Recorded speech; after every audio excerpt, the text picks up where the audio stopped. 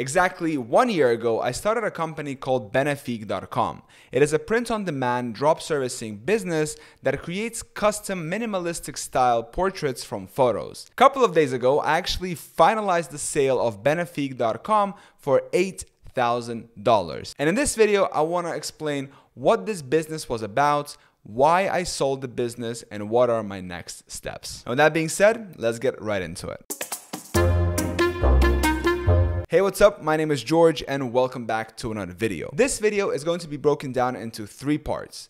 The first part, I'm going to tell you a little bit about Benefique, the business model, and we'll cover a little bit of history about how I actually came up with the idea and started the business. The second part, we're going to cover the reasons why I sold the business. And in the third part of this video, I'm going to address the question, what is next after this? So I started Benefique back in January of 2021, and initially it was supposed to be a furniture and home accessory store. I was thinking about selling different candles and vases and things of that sort. But I didn't want to burden myself with too many different products, so instead I decided to go just with one product, which is going to be both digital and physical. And my thinking was that by doing that, I will be able to better feed the data into my pixel, know my customer better, and overall have better retargeting and lookalike audiences, and just really focus down on just one thing and become really good at it. The way I structured Benefique was different throughout the different times of the year, but the last version of Benefique was that it had 2 different types of products. It had a digital product only, and it had a canvas. So the digital part of the product was drop servicing, right? So the person uploads his photo, we have an artist who draws a portrait, and then we as a business send that portrait back to the customer.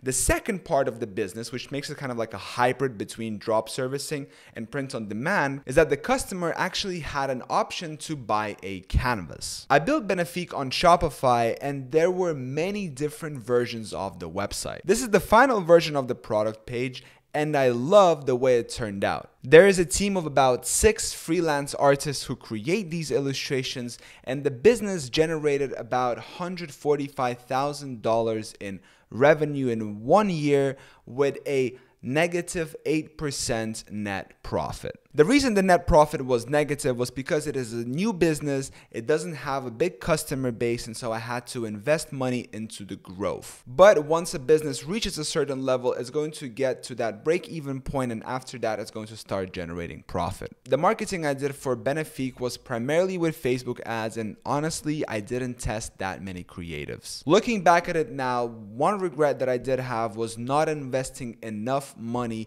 into testing different creatives.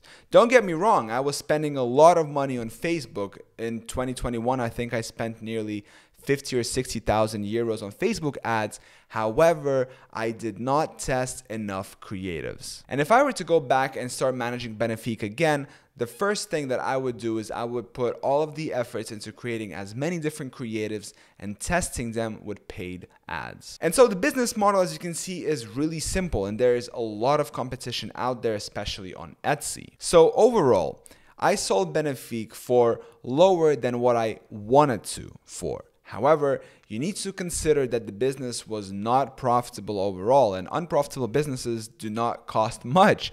And I was happy to pass on the business to the next person and get this 8,000 to break even and to move on to the next thing. Now, the 2 main reasons why I sold Benefique is, number 1, to really grow Benefique, you need to have capital, money, either your own or outside capital. Now, I don't have enough money to put into Benefique to grow it fast enough. And the second option is to find capital outside. And when I think to myself about waking up in the morning and looking for outside capital to invest Benefique, this does not turn me on. And this was one of the decisive factors about selling Benefique, is that when I think about, okay, how to actually now scale and grow the business once I understand what is required, I'm just not into it. Maybe someone is. Maybe someone wants to get outside capital into Benefic, restructure everything and really grow it and, 10x the business and then exit it for a healthy profit. But to me, that just doesn't sound appealing and it doesn't turn me on. The second reason why I sold Benefic is because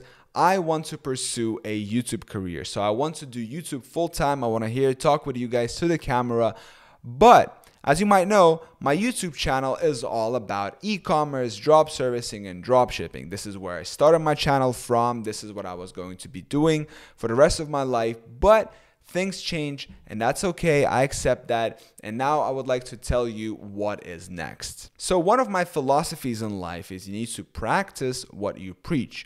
And so I was making these drop servicing videos for you guys because I was actually in the trenches doing drop servicing. I was spending money on ads. I was doing order management, customer support, all of that. And so I had insight into the business, which I was sharing here on YouTube.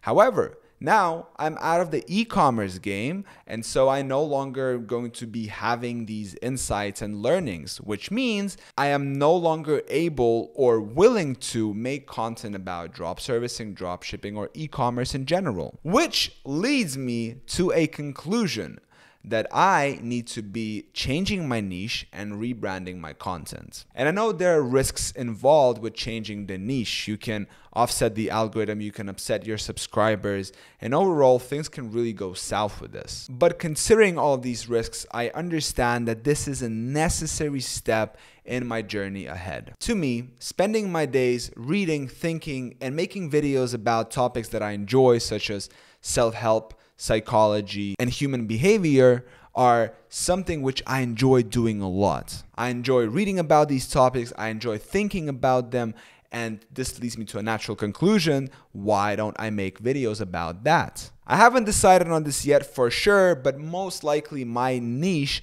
is going to be self-help, self-improvement. The idea of making these videos, putting them out on the internet, and every video is a worker that works for me non-stop 24/7, making me money, is absolutely mind-blowing. And so long story short, I want to pursue the YouTube career. I want to become a full-time YouTuber. I want to improve myself, and through doing it, I want to share knowledge with you guys. So this is a big change for me in my life right now, but this is going to be for the better, and I'm going to have less stress and more happiness and hopefully more money as well. So with that in mind, thank you guys so much for watching this video. Really appreciate it. If you enjoy it, make sure to subscribe for more videos, not about this, but probably about self-help. Make sure to smash the like button, and I'll see you in the next one.